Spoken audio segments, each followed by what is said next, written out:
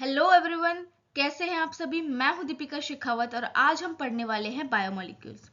So today we are going to explore the similarities and differences between the chemical makeup of living organisms and non living matter.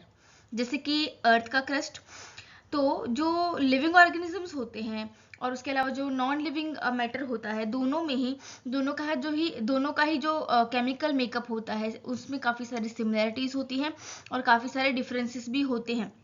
हम सभी जानते हैं कि जो living organisms होते हैं उसमें जैसे कि प्लांट्स होते हैं, एनिमल्स होते हैं, माइक्रो ऑर्गेनिजम्स होते हैं, ये सब इंक्लूड होते हैं। तो ये जितने भी लिविंग ऑर्गेनिजम्स होते हैं सब जो हैं कुछ सेम बेसिक एलिमेंट से बने होते हैं। जो और वो जो बेसिक एलिमेंट्स होते हैं वो नॉन लिविंग ऑर्गेनिजम्स में भी देखने को, नॉन लिविंग मैटर में भी देखने को मिलते हैं। जो कॉमन एलिमेंट्स होते हैं जो दोनों में पाए जाते हैं वो होते हैं carbon, hydrogen, oxygen, nitrogen, phosphorus and sulphur. तो जब हम लोग कोई एलिमेंटल एनालिसिस परफॉर्म करते हैं तो हम देखते हैं कि जो एलिमेंट्स होते हैं वो लिविंग टिश्यूज में भी देखने को मिलते हैं और जो नॉन लिविंग मैटर होता है, अर्थ का क्रस्ट जो होता है, उसमें भी देखने को पाए जाते हैं ये बेसिक एलिमेंट्स। तो here where it gets interesting, while both living and non-living materials contain these elements, the proportions differ significantly. जो proportions होते हैं दोनों के वो काफ़ी अलग होते हैं। भले ही ऐसा हो कि जो लिविंग ऑर्गेनिजम्स है और जो नॉन लिविंग ऑर्गेनिजम्स है दोनों में ही, नॉन लिविंग मैटर जो होता है दोनों में ही अगर जो कंपोजिशन है दोनों में ही अगर लगभग सिमिलर होता है, सेम बेसिक एलिमेंट्स होते हैं, लेकिन जो प्रपोर्शन होता है बेसिक एलिमेंट्स का वो काफ़ी डिफरेंट होता है। जो लिविंग ऑर्गेनिजम्स होते हैं उसमें आप देखोगे कि काफ़ी ज़्यादा अमाउंट में आपको कार्बन और हाइड्रोजन देखने को मिलेगा compare to other elements. This is because carbon जो होता है वो फंडामेंटल होता है लाइफ के लिए। It forms the backbone of organic molecules including proteins, carbohydrates, lipids and nucleic acids. तो आप देखोगे कि जो रीज़न है कार्बन का लिविंग ऑर्गेनिजम्स में ज़्यादा होने का वो ये होता है कि कार्बन जो होता है वो 4 बॉन्ड फॉर्म कर सकता है विद अदर एटम्स, जिसकी वजह से जो क्या होगा कि जो कॉम्प्लेक्सिटी होती है प्रोसेसेस की, कंपोजिशन की डाइवर्सिटी जो होती है वो ज़्यादा बढ़ जाती है। इन कॉन्ट्रास्ट जब हम नॉन लिविंग मटेरियल्स की बात करें तो जो कार्बन होता है वो होता तो है लेकिन बहुत कम अमाउंट में होता है, उसका रोल भी जो है वो काफ़ी डिफरेंट होता है। फॉर एग्जाम्पल कार्बोनेट मिनरल्स होते हैं। तो अगर हम इसको समराइज करें तो बेसिक एलिमेंट्स जो होते हैं वो लिविंग ऑर्गेनिजम्स में भी होते हैं और नॉन लिविंग मैटर में भी होते हैं। लिविंग ऑर्गेनिजम्स में यूनिक कंपोजिशन जो होता है वो अब किसकी वजह से होता है, because of abundance of carbon and hydrogen. ठीक है, जिसकी वजह से जो कॉम्प्लेक्स बायोलॉजिकल प्रोसेसेस होती हैं जो लाइफ को डिफाइन करती हैं वो हो पाती हैं। इसके अलावा अगर हम बात करें तो जो नॉन लिविंग मैटर होता है उसमें ये होते हैं लेकिन कंपोजिशन और फंक्शन दोनों ही डिफरेंट होता है। So this distinction is crucial for understanding the chemistry of life and the diversity of organisms in our biosphere. All right, तो अब हम बात करेंगे कि हम ये जो केमिकल कंपोजिशन होता है उसे एनालाइज कैसे कर सकते हैं। So now we are going to delve into how we analyze the chemical composition of living organisms and the types of organic compounds found in them. तो जब हमें ऑर्गेनिक कंपाउंड्स जो है लिविंग टिश्यूज़ के अंदर कौन से प्रेजेंट है, कौन से ऑर्गेनिक कंपाउंड्स प्रेजेंट है डिटरमाइन करना हो तो हम उसका केमिकल एनालिसिस स्टार्ट करते हैं। फॉर एग्जांपल हम वेजिटेबल का पीस ले सकते हैं एज अ सैंपल, या फिर पीस ऑफ लीवर, कोई भी हाँ जो भी सैंपल होगा हम उसे लेंगे, उसे ग्राइंड करेंगे, पीस लेंगे एक सॉल्यूशन में। कौन सा सॉल्यूशन होगा, ट्राइक्लोरो एसिटिक एसिड जिसे TCAB कहा जाता है, और इसकी एक थिक स्लरी तैयार कर लेंगे।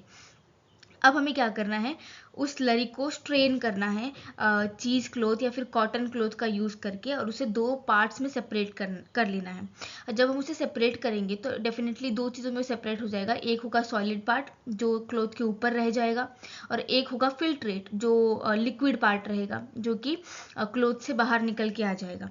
ठीक है, तो जो फिल्ट्रेट होता है उसे एसिड सॉल्युबल पूल कहा जाता है क्योंकि वो एसिड में सॉल्युबल होता है। ये जो है वो लिक्विड होता है जिसमें सारे सॉल्युबल ऑर्गेनिक कंपाउंड्स होते हैं जिसमें इंक्लूडेड होते हैं शुगर्स, अमाइनो एसिड्स और वेरियस मेटाबोलाइट्स। उसके अलावा जो मैंने आपको कहा कि जो सॉलिड पार्ट बच जाता है जिसे रिटेंटेट कहा जाता है, और उसे एसिड इनसॉल्युबल फ्रैक्शन भी कहा जाता है क्योंकि वो एसिड में सॉल्युबल नहीं होता है। तो ये जो है वो सॉलिड रेसिड्यू होता है जिसमें कंपोनेंट्स होते हैं जो कि एसिड से सॉल्युबल नहीं होते हैं, for example proteins and structural materials. तो साइंटिस्ट जो है उन्होंने से thousands of organic compounds identify किए हैं in the acid soluble fraction. जो एसिड सॉल्युबल फ्रैक्शन होता है यानी कि जो फिल्ट्रेट होता है उसमें काफ़ी सारे थाउजेंड्स ऑफ ऑर्गेनिक कंपाउंड्स जो हैं वो इन्होंने आइडेंटिफाई किए हैं। अगर अब हम बात करें आइडेंटिफाइंग ऑफ कंपाउंड्स की, तो अगर हमें ज़्यादा से ज़्यादा कंपाउंड्स को आइडेंटिफाई करना हो तो हमें उनको डिफरेंट एनालिटिकल टेक्निक्स का यूज़ करके जो है आइडेंटिफाई करना पड़ेगा। तो ये जो टेक्निक्स होते हैं वो हमें हेल्प करते हैं to determine the molecular formula and the structure of the compound, दोनों के लिए यूजफुल होते हैं। मॉलिकुलर फार्मूला भी पता चलेगा और जो स्ट्रक्चर होता है कंपाउंड का वो भी पता चलेगा। जो कार्बन कंपाउंड्स होते हैं जो लिविंग टिश्यूज से डिराइव होते हैं उन्हें कलेक्टिवली बायोमोलिक्यूल्स कहा जाता है। अब हम बात करते हैं कि इनऑर्गेनिक मॉलिक्यूल्स को हमें कैसे एनालाइज करना है। तो इनऑर्गेनिक मॉलिक्यूल्स के अलावा ऑर्गेनिक मॉलिक्यूल्स के अलावा ऑर्गेनिक कंपाउंड्स के अलावा लिविंग ऑर्गेनिजम्स के अंदर इनऑर्गेनिक एलिमेंट्स और कंपाउंड्स भी होते हैं। तो उनको जो है अगर हमें एनालाइज करना हो तो उसके लिए डिस्ट्रक्टिव एक्सपेरिमेंट परफॉर्म किया जाता है। अब वो क्या होगा, सबसे पहले हमें जो है जो सैंपल होता है लिविंग टिश्यू का उसे वे कर लेना है, उसका वजन कर लेना है और उसे वेट वेट भी कहा जाता है। वेट मतलब गीला, मतलब अभी उसमें वाटर है, ठीक है, तब हम उसका वेट कर लेंगे। उसके बाद हम उसको ड्राई करेंगे, उसमें से सारा पानी निकाल देंगे, ठीक है। और अब हमारे पास जो बचा है वो सिर्फ ड्राई वेट है क्योंकि पानी पूरा निकल चुका है। फाइनली अब हम क्या करेंगे, उसे बर्न करेंगे, जलाएंगे।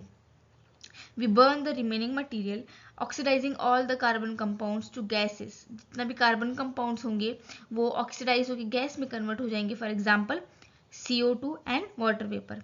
अब जो बच जाता है उसे कहते हैं हम ऐश, राख सिर्फ बचती है जिसमें इनऑर्गेनिक एलिमेंट्स होते हैं जैसे कि calcium, magnesium along with inorganic compounds like sulfates and phosphates. So I hope inorganic compounds को कैसे एनालाइज करना है उसका मेथड बहुत ही सिंपल है, आपको समझ में आ गया होगा। अब हम बात करेंगे फंक्शनल ग्रुप्स एंड क्लासिफिकेशन की। तो सबसे पहले फंक्शनल ग्रुप क्या होता है। फंक्शनल ग्रुप जो होता है एक स्पेसिफिक ग्रुप होता है एटम का किसी भी मॉलिक्यूल के ऊपर जो कि रिस्पॉन्सिबल होता है एक कैरेक्टरिस्टिक केमिकल रिएक्शन के लिए ऑफ दैट मॉलिक्यूल। मतलब फंक्शनल ग्रुप से ही जो कोई भी मॉलिक्यूल होगा वो बाकी मॉलिक्यूल से डिफरेंट होगा। फंक्शनल ग्रुप जो होता है वो एक कैरेक्टरिस्टिक स्पेसिफिक रिएक्शन करवाता है मॉलिक्यूल से। तो from a chemical perspective we can identify various functional groups in these compounds like aldehydes, ketones, aromatic compounds. So biologically however we categorize these into groups such as amino acids, lipids, nucleic acids। इस तरीके से different हम लोग groups में इसको divide कर सकते हैं। सबसे पहले हम बात करेंगे अमीनो एसिड्स की। तो अमीनो एसिड्स जो होते हैं वो बिल्डिंग ब्लॉक्स होते हैं प्रोटीन्स के। एक अमीनो एसिड जो होता है उसमें एक अमीनो ग्रुप होता है, यहाँ पे आप देख सकते हैं ये जो NH2 है वो अमाइनो ग्रुप है। ये एक अमीनो एसिड का स्ट्रक्चर है। ये NH2 जो है वो अमाइनो ग्रुप है और उसके अलावा उसमें जो ग्रुप होता है वो होता है कार्बोक्सिल ग्रुप, ठीक है, ये वाला ये होता है कार्बोक्सिल ग्रुप। और ये दोनों के दोनों अमाइनो ग्रुप और कार्बोक्सिल ग्रुप सेम कार्बन को अटैच होते हैं, सेंटर में जो कार्बन है उसके साथ अटैच रहते हैं। अब टोटल 20 स्टैंडर्ड अमीनो एसिड्स रहते हैं जो प्रोटीन्स को फॉर्म करते हैं। अब ये 20 स्टैंडर्ड अमीनो एसिड्स अलग क्यों होते हैं, मतलब इनमें डिफरेंस क्या होगा, इनमें डिफरेंस होगा ये R ग्रुप का। ये जो पार्ट है सभी अमीनो एसिड्स में सेम रहेगा, ये वाला डिफरेंट क्या होगा R ग्रुप। फॉर एग्जाम्पल अगर हम ग्लाइसिन की बात करें तो उसमें hydrogen as R group act करता है, वाइल अगर हम एलानिन की बात करें तो मिथाइल ग्रुप यहाँ पे R ग्रुप की तरह काम करेगा। सो आई होप ये इतना आपको समझ में आ गया है। तो अब हम बात करेंगे लिपिड्स की। ये जो है वाटर इनसॉल्युबल होते हैं और इंक्लूड करते हैं फैटी एसिड्स और ग्लिसरॉल को। अब फैटी एसिड क्या होता है, इनमें एक कार्बोक्सिल ग्रुप होता है और एक लॉन्ग चेन होती है हाइड्रोकार्बन की जिसे हम R ग्रुप भी बोलते हैं। आप यहाँ पे देख सकते हैं ये रहा, ठीक है। ये इसमें एक कार्बोक्सिल ग्रुप है और पीछे एक लॉन्ग चेन है हाइड्रोकार्बन की। अब ये जो होते हैं कभी कभी सैचुरेटेड होते हैं यानी कि इसमें कोई डबल बॉन्ड नहीं होता है, और मतलब डबल बॉन्ड नहीं होगा तो क्या होगा कि कोई भी एक्स्ट्रा एटम जो है वो आके अटैच नहीं हो सकता है, सैचुरेटेड होते हैं। कुछ जो होते हैं वो अनसैचुरेटेड होते हैं, यानी कि उसमें एक या फिर एक से ज़्यादा डबल बॉन्ड होता है, जिसकी वजह से क्या होता है कि एक्स्ट्रा एटम्स भी जो है वो आके ज्वाइंट हो सकते हैं। उसके बाद हम बात करेंगे ग्लिसरॉल की। ग्लिसरॉल जो होता है 3 कार्बन का मॉलिक्यूल होता है, जो कंबाइन होता है फैटी एसिड के साथ और फॉर्म करता है monoglyceride, diglyceride and triglycerides. Lipids जो होते हैं असेंशियल पार्ट होते हैं सेल मेम्ब्रेन्स के, जैसे कि फॉस्फोलिपिड जो कि सेल की मेम्ब्रेन में पाए जाते हैं। अब हम बात करेंगे नाइट्रोजन बेसिस और न्यूक्लियोटाइड्स की। तो नाइट्रोजन बेसिस क्या होते हैं? सबसे पहले नाइट्रोजन बेसिस जो होते हैं वो होते हैं adenine, guanine, cytosine, thymine and uracil. अब जो यूरासिल होता है वो स्पेसिफिकली आरएनए में ही देखने को मिलता है। अब ये जो होते हैं जेनेटिक मटेरियल के लिए बहुत इंपॉर्टेंट होते हैं, डीएनए आरएनए के लिए बहुत इंपॉर्टेंट होते हैं। अब हम बात करेंगे न्यूक्लियोटाइड्स क्या होते हैं फिर। तो जब नाइट्रोजन बेसिस जो होते हैं ना, adenine, guanine, cytosine, thymine, uracil, ये जो नाइट्रोजन बेसिस है ये जब बाइंड होते हैं शुगर और फॉस्फेट के साथ, तब ये फॉर्म करते हैं न्यूक्लियोटाइड्स। ठीक है, और न्यूक्लियोटाइड्स क्या होती हैं? डीएनए और आरएनए के बिल्डिंग ब्लॉक्स होते हैं। अब हम बात करेंगे न्यूक्लिक एसिड्स की। तो न्यूक्लिक एसिड दो होती है, डीएनए और आरएनए को ही न्यूक्लिक एसिड्स कहा जाता है। ये जो है लॉन्ग चेन होती है न्यूक्लियोटाइड्स की, जो कि जेनेटिक इंफॉर्मेशन को स्टोर करती हैं। तो यहाँ पे हम लोगों ने लिपिड्स क्या होते हैं, nitrogen bases, nucleotides, DNA RNA क्या होता है वो देख लिया है। तो अब हम बात करने जा रहे हैं प्राइमरी एंड सेकेंडरी मेटाबोलाइट्स की। तो हम किसे प्राइमरी और सेकेंडरी मेटाबोलाइट्स बोल सकते हैं? This part of biology is fascinating because it explores the thousands of compounds produced by living organisms and helps us understand their roles and benefit. तो अब बात करते हैं what are metabolites. जो लिविंग ऑर्गेनिजम्स होते हैं वो प्रोड्यूस करते हैं wide range on and variety of organic compounds as part of their biological processes. जो बायोलॉजिकल प्रोसेसेस वो करते हैं उसमें वो काफ़ी सारे कंपाउंड्स, ऑर्गेनिक कंपाउंड्स प्रोड्यूस करते हैं। इन कंपाउंड्स को कलेक्टिवली कहा जाता है मेटाबोलाइट्स। मेटाबोलाइट्स वो सब्सटेंस होते हैं जो क्रिएट होते हैं during metabolism of an organism. जब एक ऑर्गेनिज्म का मेटाबॉलिज्म होता है तब मेटाबोलाइट्स क्रिएट होते हैं। अब मेटाबॉलिज्म क्या है? Sum of all the chemical reactions happening in the body. तो मेटाबोलाइट्स क्या है वो हमें क्लियरली समझ में आ गया है। अब मेटाबोलाइट्स दो टाइप के होते हैं, primary metabolites and secondary metabolites. तो now let us see what are primary metabolites. Primary metabolites are compounds found in all cells of organisms, चाहे फिर वो एनिमल्स हो, प्लांट्स हो, फंगाई हो या फिर कोई माइक्रोब हो। सबके सेल्स के अंदर, सब सेल ऑर्गेनिज्म के सारे सेल्स के अंदर प्राइमरी मेटाबोलाइट्स जो है वो देखने को मिलेंगे। एग्जाम्पल्स में क्या आएगा? जो अमीनो एसिड्स होते हैं, शुगर होते हैं, न्यूक्लियोटाइड्स होते हैं, लिपिड्स होते हैं, ये सब मेटाबोलाइट्स होते हैं। और कुछ अदर सब्सटेंसेस होते हैं जो कि फंडामेंटल होते हैं ऑर्गेनिज्म के ग्रोथ के लिए, उसके डेवलपमेंट के लिए एंड उसके रिप्रोडक्शन के लिए। तो आपको समझ में आ गया हो गया कि प्राइमरी मेटाबोलाइट्स जो है वो कितने ज़्यादा क्रूशियल होते हैं एक लिविंग ऑर्गेनिजम्स के लिए। फॉर एग्जाम्पल हम बात करें अगर अमीनो एसिड की, तो अमीनो एसिड क्या होते हैं? बिल्डिंग ब्लॉक्स होते हैं प्रोटीन्स के। तो अगर अमीनो एसिड नहीं होगा प्रोटीन नहीं बनेगा, प्रोटीन नहीं होगा तो आप खुद सोच सकते हो कि बॉडी का क्या हाल होगा। शुगर्स जो होते हैं जैसे कि ग्लूकोज जो कि एनर्जी प्रोवाइड करते हैं, बहुत इंपॉर्टेंट है। न्यूक्लियोटाइड जो हैं जो कि हम बिल्डिंग ब्लॉक्स होते हैं हमारे न्यूक्लिक एसिड्स के, डीएनए और आरएनए के, तो ऑफकोर्स बहुत इंपॉर्टेंट होते हैं। तो ये जो मॉलिक्यूल्स होते हैं ना प्राइमरी मेटाबोलाइट्स, ये डायरेक्ट रोल प्ले करते हैं इन फिजियोलॉजिकल प्रोसेसेस, ठीक है, जो कि बहुत ही क्रूशियल होती है सर्वाइवल के लिए। सो ये होते हैं हमारे प्राइमरी मेटाबोलाइट्स। अब हम बात करेंगे सेकेंडरी मेटाबोलाइट्स की।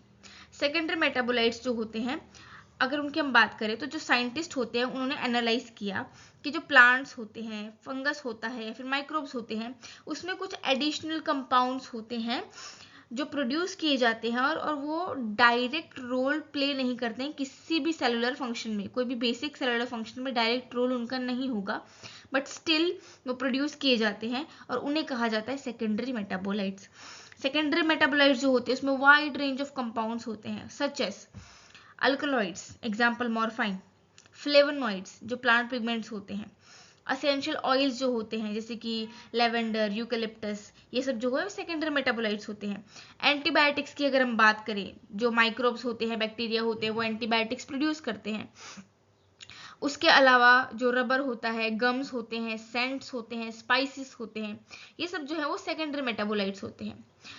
प्राइमरी मेटाबोलाइट्स के विपरीत ये जो एग्जैक्ट रोल होता है ना सेकेंडरी मेटाबोलाइट्स का, वो पता नहीं चल सका है एग्जैक्टली क्यों या फिर किस लिए प्रोड्यूस किया जाता है। सभी सेकेंडरी मेटाबोलाइट्स का जो रोल होता है वो स्टिल फुल्ली अंडरस्टैंड नहीं हुआ है, हालांकि प्राइमरी मेटाबोलाइट्स का रोल अच्छे से पता है।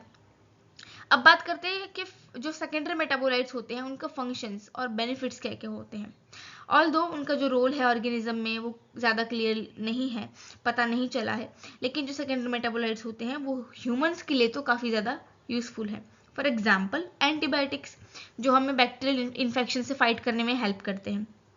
उसके बाद अगर हम बात करें एसेंशियल ऑयल्स, और जो सेंट्स होते हैं वो परफ्यूम्स वगैरह में यूज़ होते हैं, अरोमा थेरापी में यूज़ होते हैं। स्पाइसेस जो होते हैं हमारे खाने का जो है फ्लेवर इम्प्रूव करते हैं, इन्हांस करते हैं।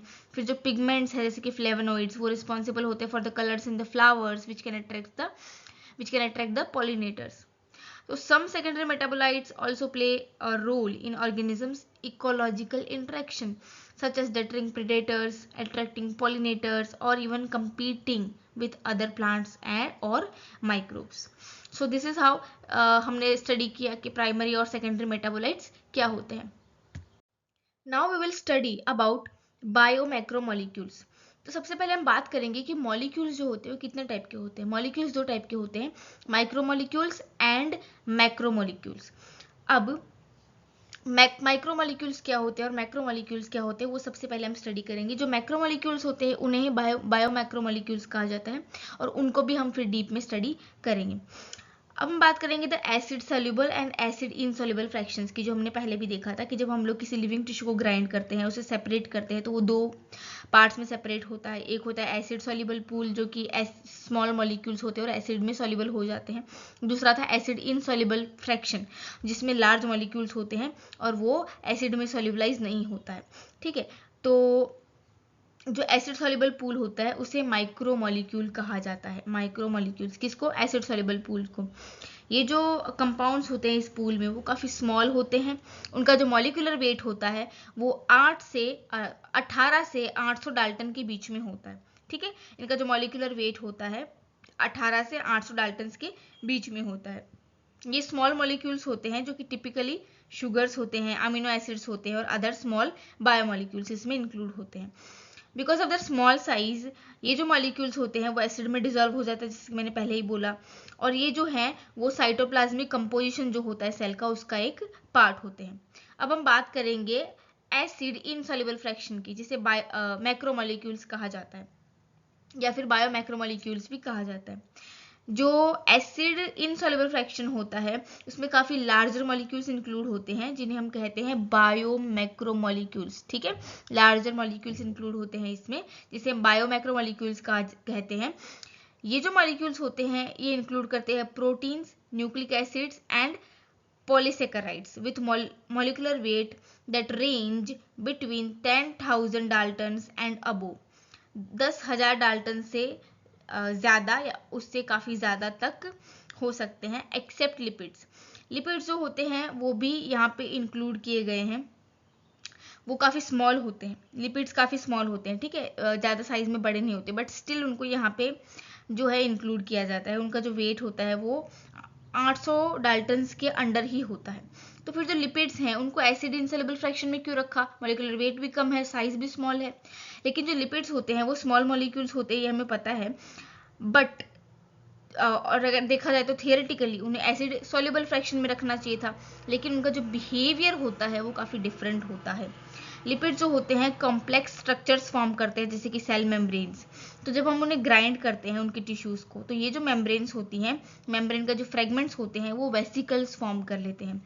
वेसिकल मतलब जो स्मॉल मेम्ब्रेन बाउंड स्ट्रक्चर्स होते हैं वो, और ये जो है वेसिकल्स होते हैं वो वाटर में सॉल्युबल नहीं होती है. ठीक है, तो ये उनका डिफरेंट बिहेवियर हो गया.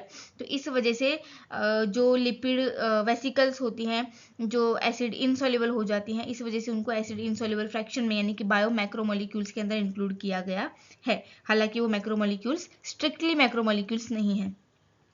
अब हम बात करेंगे टाइप्स ऑफ बायोमैक्रोमोलिक्यूल्स की. तो मोस्ट मॉलिक्यूल्स जो एसिड इनसॉल्युबल फ्रैक्शंस में आते हैं वो पॉलीमर्स होते हैं। पॉलीमर्स का मतलब क्या होता है कि वो चेन ऑफ मॉलिक्यूल्स से बने होते हैं। जैसे कि अगर प्रोटीन्स की बात करें तो प्रोटीन जो है वो एक अमाइनो एसिड से नहीं बना होता है, वो चेन ऑफ अमाइनो एसिड से बना होता है, मतलब काफ़ी सारे अमाइनो एसिड्स होंगे। अगर पॉलीसेकेराइड्स की बात करें तो पॉलीसेकेराइड जो होते हैं शुगर का एक पॉलीमर होता है, शुगर की चेन बनती है। न्यूक्लिक एसिड्स की अगर बात करें डीएनए आरएनए की, तो वो पॉलीमर होते हैं न्यूक्लियोटाइड्स के। तो पॉलीमर्स क्या होते हैं कि लार्ज मॉलिक्यूल्स जो हैं वो फॉर्म होते हैं बाय रिपीटिंग स्मॉलर यूनिट्स। जैसे कि प्रोटीन स्मॉल यूनिट्स जो होते हैं उसके अमीनो एसिड्स होते हैं, उनको रिपीट करके प्रोटीन बनता है, तो उसे कहा जाता है पॉलीमर। तो जो बायोमैक्रोमोलिक्यूल्स होते हैं वो मोस्टली पॉलीमर्स होते हैं, सबके सब पॉलीमर्स ही होते हैं। लिपिड्स जो है वो पॉलीमर नहीं होते हैं, लेकिन उनको यहाँ पे इसलिए रखा गया है because of their association with membranes rather than their size. अगर हम केमिकल कंपोजिशन की बात करें लिविंग टिश्यूज में, तो when we look at chemical composition of living tissues, the acid soluble pool represent primarily the cytoplasm. जो acid soluble pool होता है वो प्राइमरीली किसको रिप्रेजेंट करता है, साइटोप्लाज्म को। और जो एसिड इनसॉल्युबल फ्रैक्शन होता है वो साइटोप्लाज्म और ऑर्गेनेल्स दोनों को रिप्रेजेंट करता है। Together they give us the entire chemical composition of the cell, और साथ में मिलके वो पूरा जो सेल का कंपोजिशन होता है दोनों साथ में हमको दे देते हैं। अमॉन्ग दिस कंपोनेंट्स वाटर जो होता है सबसे ज़्यादा अबंडेंट अमाउंट में होता है ये स्मॉल लिविंग ऑर्गेनिजम्स के अंदर, जिसका जो टोटल वेट होता है वो ज़्यादा वाटर की वजह से ही होता है। So now let's take a closer look at proteins and understand what makes them so essential in biology. What are proteins? Proteins जो होते हैं polypeptides होते हैं, which means they are long chains of amino acids linked together by a peptide bond. कौन सा bond? Peptide bond, यानी कि बहुत सारे अमीनो एसिड्स एक दूसरे से अटैच होंगी, किसकी हेल्प से? पेप्टाइड बॉन्ड की हेल्प से, और एक लंबा पॉलीमर बना देंगी जिसे कहा जाता है प्रोटीन। अब हर एक प्रोटीन जो होता है वो पॉलीमर होता है ऑफ डिफरेंट अमाइनो एसिड्स, ठीक है, अलग अलग अमाइनो एसिड से बना होता है। और अमाइनो एसिड्स टोटल कितने होते हैं? 20 different types of amino acids होते हैं, जैसे कि alanine, cysteine, proline, tryptophan, lysine etcetera, ठीक है। तो प्रोटीन्स जो होते हैं वो हेट्रोपॉलीमर्स होते हैं। अब हेट्रोपॉलीमर्स क्या होते हैं, होमोपॉलीमर्स क्या होते हैं, वो मैं आपको समझाती हूँ। हेट्रोपॉलीमर तब होता है जब कोई पॉलीमर डिफरेंट बिल्डिंग ब्लॉक्स को यूज करके बना हो। जैसे कि अगर प्रोटीन की बात करें तो वो अलग अलग अमाइनो एसिड्स की चेन बन के फिर बनता है, ठीक है। एक ही अमाइनो एसिड से तो बन नहीं रहा है, डिफरेंट डिफरेंट अमाइनो एसिड से बन रहा है, इसलिए उसको हेट्रोपॉलीमर कहा गया। अगर कोई एक ही टाइप की बिल्डिंग ब्लॉक को रिपीट करके पॉलीमर बनाता है तो उसे होमोपॉलीमर कहा जाता है। फॉर एग्जाम्पल सिर्फ समझने के लिए बता रही हूँ कि अगर हम लोग 5-6 प्रोलीन को एक साथ ज्वाइंट कर दे तो वो एक होमोपॉलीमर हो गया। लेकिन अलानिन, फिर सिस्टीन, प्रोलीन, ट्रिप्टोफैन सब एक एक करके लाइन में है, पेप्टाइड बॉन्ड से ज्वाइंट है, तो वो हेट्रोपॉलीमर हो गया। तो प्रोटीन जो होते हैं हेट्रोपॉलीमर होते हैं, 20 different types of amino acid से वो बने होते हैं।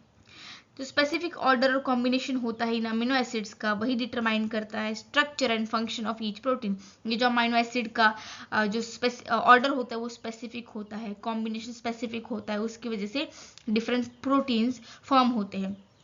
अब हम बात करेंगे टाइप्स ऑफ अमाइनो एसिड्स की, जिसमें 2 टाइप होते हैं, असेंशियल एंड नॉन असेंशियल, ठीक है। पहले हम बात करेंगे असेंशियल अमाइनो एसिड की। असेंशियल का मतलब ये ऐसा नहीं होता है कि वो जरूरी है, जरूरी दोनों ही है, असेंशियल नॉन असेंशियल दोनों ही बॉडी के लिए जरूरी है। असेंशियल अमाइनो एसिड्स को असेंशियल इसलिए बोला गया क्योंकि असेंशियल अमाइनो एसिड्स को हमारी बॉडी खुद प्रोड्यूस नहीं कर सकती है, खुद से प्रोड्यूस नहीं कर सकती, इसलिए हमें उन्हें हमारी जो डाइट होती है उसमें से बॉडी में लेना होता है। फॉर एग्जांपल एग, मीट, जो डेयरी प्रोडक्ट्स होते हैं, कुछ सर्टन प्लांट्स होते हैं जो प्रोवाइड करते हैं हमें असेंशियल अमाइनो एसिड्स, ठीक है। तो हमें बाहर से उनको हमारे डाइट के फॉर्म में लेना पड़ेगा, वो हमारे बॉडी में प्रोड्यूस नहीं होते, इसलिए उनको कहा जाता है असेंशियल अमाइनो एसिड। अब नॉन एसेंशियल अमाइनो एसिड का मतलब ये नहीं है कि वो ज़रूरी नहीं है, ज़रूरी है, लेकिन हमारी बॉडी उनको खुद सिंथेसाइज कर लेती है और हमें उन्हें फूड से लेने की ज़रूरत नहीं पड़ती है। तो ये होते हैं essential and non essential amino acids. अगर हम बात करें फंक्शन ऑफ प्रोटीन्स की बॉडी के अंदर, तो काफ़ी डाइवर्स फंक्शंस होते हैं जिसकी वजह से प्रोटीन्स जो है काफ़ी वाइटल होते हैं लाइफ के लिए। अगर फ्यू एग्जांपल्स की बात करें तो सबसे पहले हम बात करते हैं ट्रांसपोर्ट की। तो जो प्रोटीन्स होते हैं वो जो न्यूट्रिएंट्स होते हैं उन्हें सेल मेम्ब्रेन से सेल मेम्ब्रेन के अक्रॉस यहाँ से वहाँ ट्रांसपोर्ट करने में हेल्प करते हैं।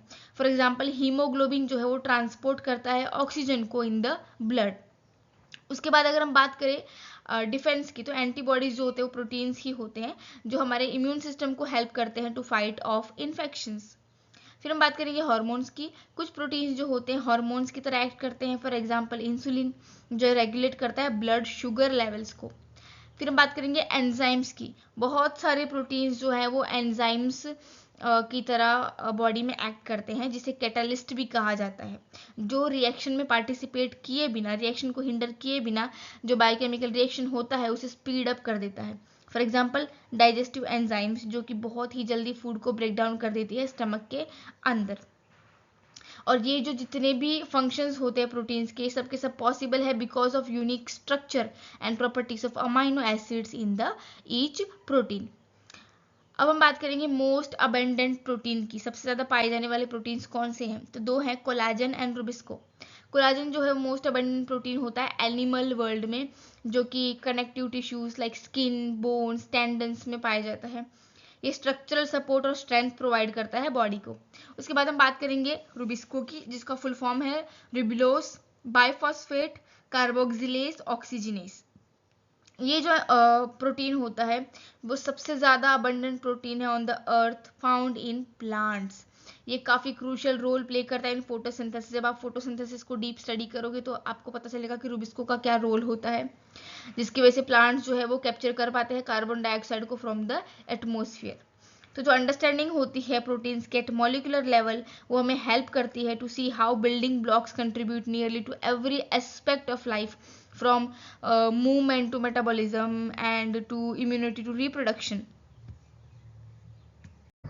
Now let us explore polysaccharides, जो कि क्रूशियल ग्रुप ऑफ माइक्रोमोलिक्यूल्स होते हैं जो लिविंग ऑर्गेनिजम्स में पाए जाते हैं, specially plants and animals. Polysaccharides जो होते हैं कॉम्प्लेक्स कार्बोहाइड्रेट्स होते हैं जो long chains of simple sugar unit से बने होते हैं, जिन्हें मोनोसेकेराइड कहा जाता है। मोनोसेकेराइड क्या होते हैं? सिंपल शुगर यूनिट्स होते हैं। और बहुत सारे मोनोसेकेराइड जब आपस में लिंक होते हैं तब पॉलीसेकेराइड फॉर्म होता है। ये वेरियस रोल्स प्ले करते हैं, एनर्जी स्टोरेज प्रोवाइड करने से लेके स्ट्रक्चरल कंपोनेंट्स को फॉर्म करने तक के इनके जो रोल्स होते हैं वो ये प्ले करते हैं। अब पॉलीसेकेराइड्स क्या होते हैं? पॉलीसेकेराइड्स जो होते हैं लॉन्ग चेन ऑफ मोनोसेकेराइड्स होते हैं जिनको साथ में लिंक किया जाता है। You can think them as a thread of sugar molecules. Sugar molecules का थ्रेड आप समझ सकते हो उसे। मोनोसेकेराइड्स क्या होते हैं? मोनोसेकेराइड सिंपल शुगर होते हैं, जैसे कि ग्लूकोज, फ्रुक्टोज। तो ये जो शुगर्स होते हैं वो बेसिक बिल्डिंग ब्लॉक्स की तरह काम करते हैं, जो कि फॉर्म करते हैं पॉलीसेकेराइड। जब बहुत सारे ग्लूकोज मॉलिक्यूल साथ में लिंक होंगे तो एक पॉलीसेकेराइड बनेगा। बहुत सारे फ्रुक्टोज मॉलिक्यूल्स जब एक साथ लिंक होंगे, एक चेन फॉर्म करेंगे तो पॉलीसेकेराइड फॉर्म होगा, इस तरीके से। These long chains are sometimes branched and can have different structure depending on the type of polysaccharide. Depending on the type of polysaccharide, ये जो चेन्स होती हैं वो ब्रांच्ड भी हो सकती हैं, लीनियर चेन्स हो सकती हैं या फिर ब्रांच भी हो सकती है। अब हम बात करेंगे टाइप्स ऑफ पॉलीसेकेराइड्स की। सबसे पहले हम डिस्कस करेंगे सेलुलोज को। सेलुलोज जो होता है वो एक होमोपॉलीमर है ग्लूकोज का। होमोपॉलीमर का मतलब आप समझ चुके होंगे। होमोपॉलीमर मतलब उसमें एक ही मॉलिक्यूल होगा जो बार बार रिपीट होकर चेन फॉर्म करेगा। जैसे कि यहाँ पे कौन है? ग्लूकोज। मतलब ग्लूकोज की एक चेन बनी हुई है जिसमें बार बार ग्लूकोज यूनिट रिपीट हो रहे हैं, मतलब एंटायरली ग्लूकोज से ही बना है, इसलिए इसको होमोपॉलीमर बोला गया है। किसका होमोपॉलीमर है? ग्लूकोज का। ये कहाँ पे पाया जाता है? Mainly in plant cell walls and give structural strength to the plant. Plants को स्ट्रक्चरल स्ट्रेंथ प्रोवाइड करता है, सेल वॉल्स में पाया जाता है। सेलुलोज जो होता है वो हेलिकल स्ट्रक्चर फॉर्म नहीं करता है। हेलिकल स्ट्रक्चर फॉर्म नहीं करने की वजह से क्या होगा कि वो आयोडीन को ट्रैप नहीं कर पाएगा, जिसकी वजह से जब रिएक्शन होगा स्टार्च के साथ तो वो ब्लू कलर फॉर्म नहीं करेगा। अब हम बात करेंगे स्टार्च की। स्टार्च भी एक पॉलीसेकेराइड है जो कि ग्लूकोज से ही बना है, लेकिन उसका जो स्ट्रक्चर है वो डिफरेंट है फ्रॉम सेलुलोज। ये एक स्ट्रॉन्ग स्टोरेज फॉर्म की तरह काम करता है ऑफ एनर्जी इन प्लांट्स। मतलब प्लांट्स में एनर्जी स्टोरेज का काम कौन करेगा? स्टार्च करेगा, जैसे कि पोटैटोज में या फिर ग्रेन्स में। स्टार्च जो है वो हेलिकल स्ट्रक्चर फॉर्म करते हैं, तो इसका मतलब वो आयोडीन मॉलिक्यूल्स को होल्ड कर सकते हैं और वो रिएक्शन के टाइम पे ब्लू कलर प्रोवाइड करेंगे। जब आयोडीन ऐड किया जाएगा तो वो ब्लू कलर देंगे। जो हेलिकल शेप होता है उसकी वजह से वो एनर्जी को कम्पैक्टली स्टोर कर पाता है और ready for the plant use when needed, easily वो जो एनर्जी है वो यूज हो जाएगी जब भी प्लांट को चाहिए होगा। उसके बाद हम बात करेंगे ग्लाइकोजन की। तो जैसे स्टार्च प्लांट्स में इंपॉर्टेंट है एनर्जी स्टोरेज के लिए, वैसे ही एनिमल्स में कौन है, ग्लाइकोजन है। ये एक हाईली ब्रांच स्ट्रक्चर होता है जो एनिमल्स को इजी एक्सेस प्रोवाइड करता है एनर्जी का जब भी उनको जरूरत पड़ेगी तब। लार्ज क्वांटिटीज में पाया जाता है कहाँ पे, लिवर और मसल टिश्यूज में। उसके बाद हम बात करेंगे इनुलिन की। तो जो इनुलिन होता है वो एक पॉलीसेकेराइड है जो फ्रुक्टोज से बना है रादर देन ग्लूकोज, यानी कि यहाँ पे सिंपली क्या हो रहा है, फ्रुक्टोज का चेन बन रहा है पूरा और उसकी वजह से क्या फॉर्म हो रहा है, इनुलिन फॉर्म हो रहा है। ये एक एनर्जी रिजर्व की तरह काम करता है in certain plants like onions and garlic. अब हम बात करेंगे reducing and non reducing ends की। जो पॉलीसेकेराइड चेन होती है ना उसमें दो एंड होते हैं। ऑफ कोर्स कोई चेन कहीं से स्टार्ट होगी कहीं पे खत्म भी होगी। तो स्टार्ट वाला जो एक एंड हो जाएगा और एक जो खत्म होगी वो एक एंड हो जाएगा, तो दो एंड होते हैं। उसमें से एक होता है रिड्यूसिंग एंड और दूसरा होता है नॉन रिड्यूसिंग एंड। अब ये नॉन रिड्यूसिंग और रिड्यूसिंग एंड्स क्या होते हैं, रिड्यूसिंग एंड वो एंड होता है जहाँ पे शुगर मॉलिक्यूल जो है वो पार्टिसिपेट कर सकता है किसी केमिकल रिएक्शन में ताकि वो किसी दूसरे सब्सटेंस को रिड्यूस कर सके। यानी कि जो रिड्यूसिंग एंड है वो दूसरे सब्सटेंस के साथ रिएक्शन करके उसको रिड्यूस करने की कैपेबिलिटी रखता है। हालांकि जब हम बात करेंगे नॉन रिड्यूसिंग एंड की तो वो जो एंड होता है वो अपोजिट एंड होता है जहाँ पे कोई भी टाइप का रिएक्शन नहीं हो सकता है, यानी कि कोई रिडक्शन वहाँ पे किसी भी दूसरे मॉलिक्यूल का नहीं होगा। अब हम बात करेंगे कॉम्प्लेक्स पॉलीसेकेराइड्स की। इसमें जो सिंपल एनर्जी स्टोरेज वाले जो पॉलीसेकेराइड होते हैं उसके अलावा कुछ पॉलीसेकेराइड्स होते हैं जिनका स्पेशलाइज स्ट्रक्चर और फंक्शन होता है। For example chitin. काइटिन जो होता है वो एक्सोस्केलेटन ऑफ आर्थ्रोपोड्स में पाया जाता है। जो इंसेक्ट्स होते हैं, क्रस्टेशियंस होते हैं, तो उनका जो एक्सोस्केलेटन होता है उसमें वो जो है वो काइटिन से बना होता है। ये कॉम्प्लेक्स पॉलीसेकेराइड है, काफी टफ होती है और ये प्रोटेक्शन और स्ट्रक्चर दोनों ही प्रोवाइड करती है ऑर्गेनिज्म को। उसके बाद हम बात करेंगे अमीनो शुगर और केमिकली मॉडिफाइड शुगर्स की। Some complex polysaccharides includes sugars modified with amino group like glucosamine and N-acetyl galactosamine. These modifications add unique properties to polysaccharide. Let's dive into the fascinating world of nucleic acids, जो कि एक one of the most essential macromolecules होता है living organisms के अंदर। Nucleic acids जो होते हैं वो सेंट्रल रोल प्ले करते हैं in storing and transmitting genetic information. ये जो मॉलिक्यूल्स होते हैं वो acid insoluble fraction of cell के अंदर पाए जाते हैं अलोंगसाइड पॉलीसेकेराइड्स एंड प्रोटीन्स। तो न्यूक्लिक एसिड्स होते क्या है, न्यूक्लिक एसिड्स क्या होते हैं, डीएनए और आरएनए। न्यूक्लिक एसिड जो है वो पॉलीन्यूक्लियोटाइड्स होते हैं। पॉलीन्यूक्लियोटाइड्स का मतलब क्या होता है, बहुत सारे न्यूक्लियोटाइड्स आपस में ज्वाइंट होते हैं, एक चेन बनाते हैं, तब एक न्यूक्लिक एसिड बनता है। पॉलीन्यूक्लियोटाइड्स क्या है, long chain made up of smaller units of nucleotides. Nucleotides की जब लॉन्ग चेन बनती है तो उसे पॉलीन्यूक्लियोटाइड कहा जाता है और पॉलीन्यूक्लियोटाइड ही क्या है, न्यूक्लिक एसिड है। Think of nucleotides as the building blocks of nucleic acids and much like how amino acids are the building blocks of protein। जैसे प्रोटीन्स में अमीनो एसिड जॉइंट होके प्रोटीन बनाते हैं, वैसे ही न्यूक्लिक एसिड्स में जो nucleotides होते हैं बहुत सारे वो जॉइंट होके न्यूक्लिक एसिड बनाते हैं। स्ट्रक्चर ऑफ न्यूक्लियोटाइड, न्यूक्लियोटाइड के स्ट्रक्चर की बात करते हैं।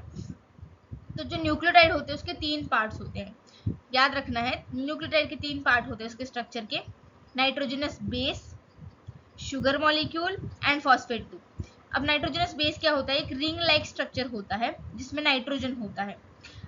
इसके पांच मेन नाइट्रोजनस बेसिस होते हैं, एडिनाइन, गोनाइन, साइटोसिन, थायमिन और एक होता है यूरेसिल। अब ये जो नाइट्रोजनस बेसिस होते हैं वो बेसिकली दो टाइप के होते हैं, प्यूरिन्स एंड पिरिमिडिन्स। प्यूरिन्स वो होते हैं जिसमें डबल रिंग स्ट्रक्चर होता है और पिरिमिडिन्स वो होते हैं जिसमें सिंगल रिंग स्ट्रक्चर होता है। तो जो एडिनाइन और गोनाइन होते हैं वो प्यूरिन्स में इंक्लूड होते हैं, यानी कि they have double ring structure. और जो साइटोसिन और थायामिन है वो पिरिमिडिन्स में इंक्लूड होते हैं, यानी कि they have single ring structures. तो डीएनए में आपको 4 न्यूक्लियोटाइड्स देखने को मिलेंगे, नाइट्रोजनस बेस देखने को मिलेंगे। कौन कौन से, adenine, guanine, cytosine and thymine. ठीक है, adenine, guanine, cytosine and thymine, ये जो 4 होते हैं वो आपको कहाँ देखने को मिलेंगे, डीएनए में। लेकिन जब हम यूरेसिल की आरएनए की बात करते हैं तो वहां पे थायमिन को रिप्लेस करके कौन आ जाता है, यूरेसिल आ जाता है। तो आरएनए में क्या होगा, एडेनाइन होगा, गुआनाइन होगा, साइटोसिन होगा और थायमिन की जगह होगा यूरेसिल। अब हम बात करेंगे शुगर मॉलिक्यूल की। तो शुगर जो है यहाँ पे आती है पेंटोज शुगर। पेंटोज शुगर मतलब जिसमें 5 कार्बन होंगे। अब डीएनए की बात करें तो उसमें डीएनए का फुल फॉर्म क्या होता है, deoxy ribo nucleic acid. Deoxy मतलब डीऑक्सी राइबोस, जो कि एक शुगर का नाम है, डीऑक्सीराइबोस शुगर। डीऑक्सी का मतलब होता है कि उसमें एक ऑक्सीजन एटम कम होता है on the second carbon. Deoxy, D का मतलब निकाल देना, यानी कि एक ऑक्सीजन का एटम निकल चुका है और कहाँ से निकला है, सेकेंड कार्बन से निकला है, इसलिए उसका नाम है डीऑक्सी। तो जो डीएनए होगा उसमें एक ऑक्सीजन एटम कम होगा शुगर के अंदर। जब हम आरएनए की बात करें तो वहां पे कौन, उसका फुल फॉर्म होता है राइबो न्यूक्लिक एसिड। राइबो मतलब राइबोस शुगर। कौन सी शुगर है यहाँ पे, राइबोस, आगे डी नहीं लगा है, यानी कि इसमें एक एक्स्ट्रा ऑक्सीजन एटम होता है। अब हम बात करेंगे फॉस्फेट ग्रुप की। तो फॉस्फेट ग्रुप क्या करता है, जो दो न्यूक्लियोटाइड्स होंगी, जब चेन बनना होगा तो उनको आपस में लिंक करेगा। जो पहला न्यूक्लियोटाइड का शुगर है उसको दूसरे न्यूक्लियोटाइड के शुगर से ज्वाइंट करने में फॉस्फेट ग्रुप जो है वो हेल्प करता है। अब हम बात करते हैं कि जो डीएनए और आरएनए होते हैं वो कैसे, दोनों के दोनों main type of nucleic acids होते हैं और वो डिफर करते हैं in their structures and function. जो डीएनए होता है, इसको डीऑक्सीराइबो न्यूक्लिक एसिड बोलते हैं, वो मोस्टली सेल के न्यूक्लियस में होता है, स्टोर करता है genetic information that determines N organisms traits. उसके अलावा जो डीएनए मॉलिक्यूल होता है वो डबल हेलिकल स्ट्रक्चर होता है, यानी कि दो चेन्स एक दूसरे को जो है ट्विस्टेड फॉर्म में रैप होती हैं, एक दूसरे को ट्विस्टेड रन करती हैं और वो दोनों चेन्स कनेक्ट होती है by hydrogen bonds between complementary bases. Complementary bases मतलब क्या, ए और टी के बीच में हाइड्रोजन फॉर्म होगा, बॉन्ड फॉर्म होगा, और जी और सी के बीच में फॉर्म होगा दो स्ट्रैंड्स पे। मतलब एक स्टैंड पे अगर ए है तो उसके सामने टी होगा, दूसरे स्टैंड पे टी होगा और वो दोनों हाइड्रोजन बॉन्ड से कनेक्ट होंगे और इस तरीके से डबल हेलिकल स्ट्रक्चर फॉर्म होगा। और जी के सामने होगा सी, ठीक है, जी मतलब गुआनाइन, सी मतलब साइटोसिन। अगर आरएनए की बात करें जो कि राइबो न्यूक्लिक एसिड है, जो कि साइटोप्लाज्म में पाया जाता है, जेनेटिक इंफॉर्मेशन को ट्रांसफर करता है वो फ्रॉम डीएनए टू राइबोस और फिर उससे क्या फॉर्म होगा, प्रोटीन्स बनते हैं। It essentially helps in translating genetic instructions into protein. जो जेनेटिक इंस्ट्रक्शन होता है उसको कन्वर्ट करता है इनटू प्रोटीन। आरएनए जो है सिंगल स्ट्रैंडेड ही होता है और डीएनए से काफी शॉर्टर होता है। जो न्यूक्लिक एसिड्स होते हैं वो काफी एसेंशियल मैक्रोमोलिक्यूल्स हैं, responsible for storing and transmitting genetic information in all living organisms.